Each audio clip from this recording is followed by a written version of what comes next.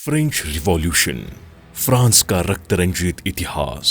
France के इतिहास में 1789 एक महत्वपूर्ण साल है, क्योंकि यही वो साल है जब फ्रांस में क्रांति की शुरुआत हुई थी। शुरू होने के बाद ये क्रांति इतने बड़े स्तर पर हुई कि इसे दुनिया का पहला मेजर रिवॉल्यूशन माना गया। राजा के निरंकुश शासन, खाने की कमी और जबरदस्ती थोपे जा रहे टैक्स के खिलाफ शुरू हुई इस क्रांति ने 10 सालों में कई मोड़ लिए।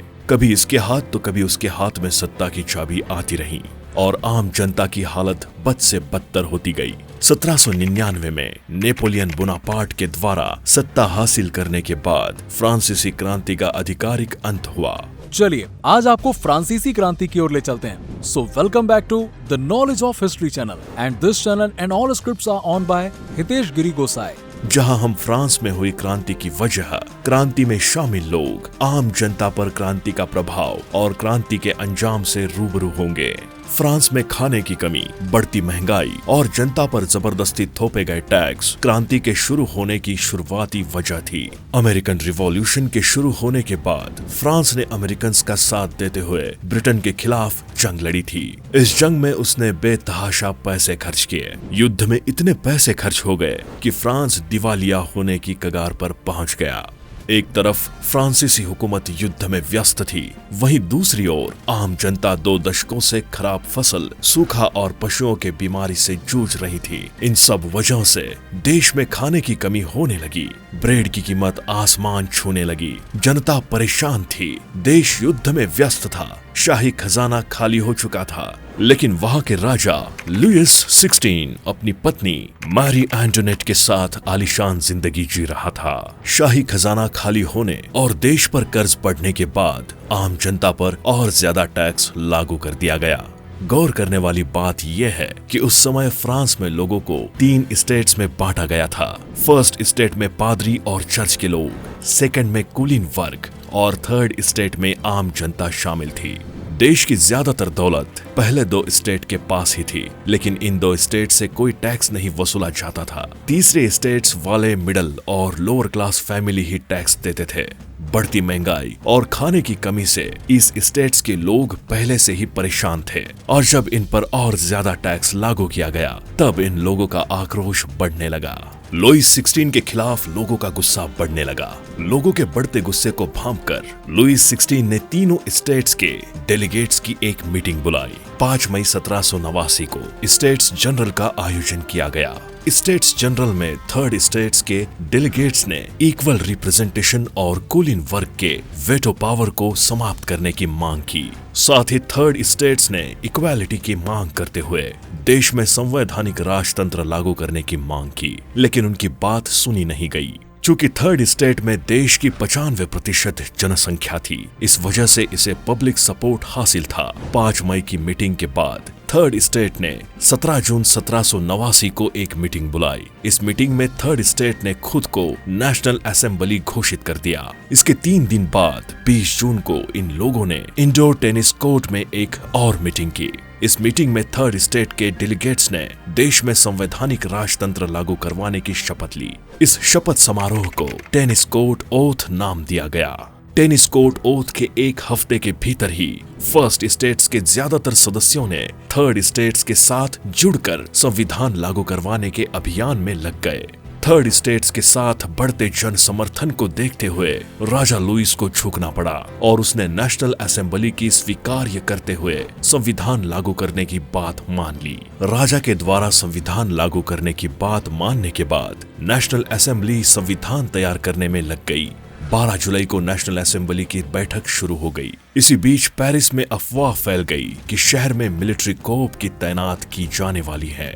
डर के मारे लोग सड़कों पर जमा होकर प्रदर्शन करने लगे। लोगों की भीड़ और उनका गुस्सा बढ़ता गया और 14 जुलाई को लोगों ने बास्टिल किले पर हमला कर दिया।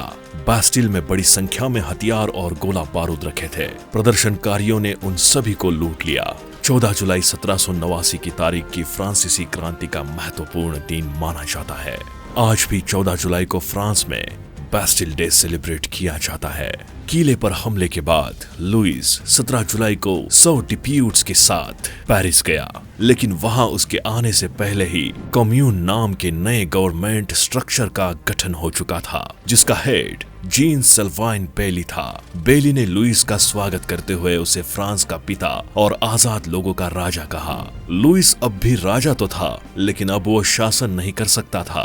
14 जुलाई की घटना के बाद लोगों में जोश पैदा हो चुका था। उन लोगों ने टैक्स कलेक्टर्स और लैंडलॉर्ड्स को लूटना और उनके घरों में आग लगाना शुरू कर दिया।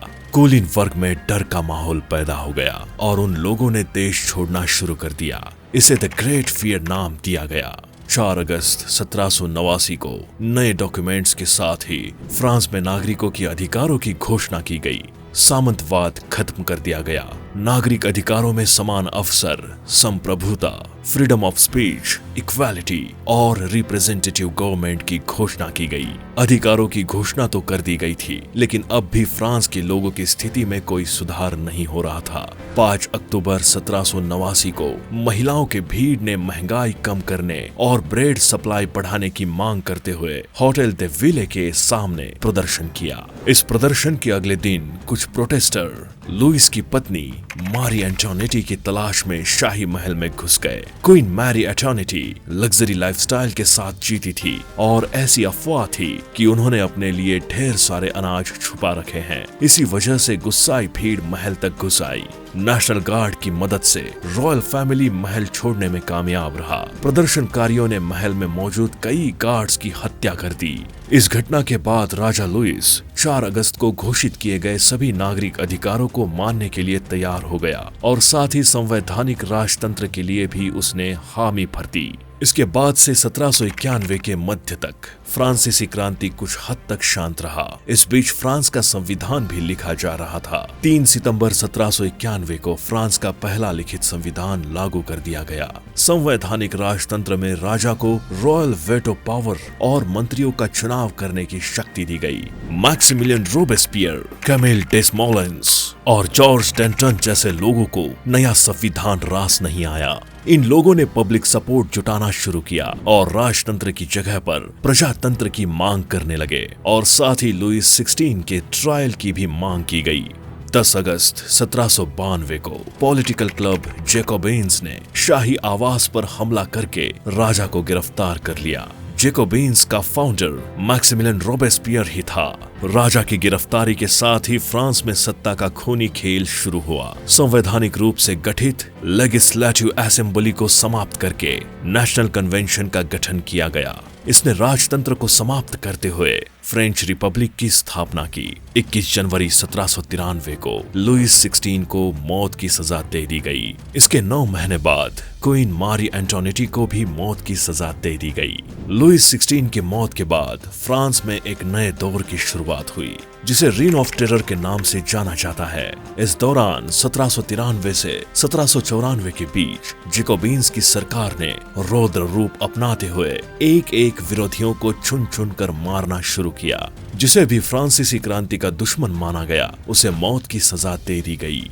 रेगन ऑफ टेरर के दौरान ऑफिशियली 17,000 लोगों को मौत की सजा दी गई और अगणित लोग कैद में मर गए या फिर उन्हें बिना किसी ट्रायल के ही मौत के घाट उतार दिया गया। बेहतर की चाहत में शुरू हुआ रिवॉल्यूशन फ्रांस के लोगों को और बदतर हालत में पहुंचा चुका था। लेकिन फिर वक्त ने करवट बदली और लोगों को मौत के घाट उतारने वाला मैक्सिमिलियन रोबेस्पियर खुद 28 जुलाई 1794 को इस सजा का शिकार हो गया। 27 जुलाई को रोबेस्पियर और उसके साथियों को गिरफ्तार कर लिया गया और अगले दिन उसे मौत की सजा दे दी गई। रोबेस्पियर की मौत के साथ ही रेगन ऑफ टेरर का भी अंत हो गया।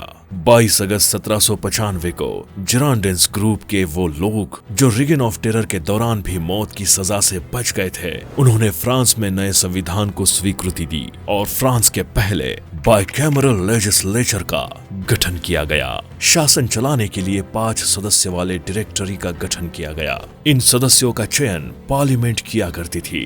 जैकोबिन्स और शाही परिवार के वफादारों ने इसका विरोध किया, लेकिन फ्रांस की आर्मी ने बड़ी तेजी से उन लोगों को शांत करा दिया। उस वक्त फ्रांस आर्मी का जनरल नेपोलियन बोनापार्ट था। 5 सदस्यों वाली डायरेक्टरी ने फ्रांस पर 4 साल तक शासन किया, लेकिन उनका शासनकाल आर्थिक संकट, जनता में असंतोष, पॉलिटिकल करप्शन और इनएफिशिएंसी से जूझती रही।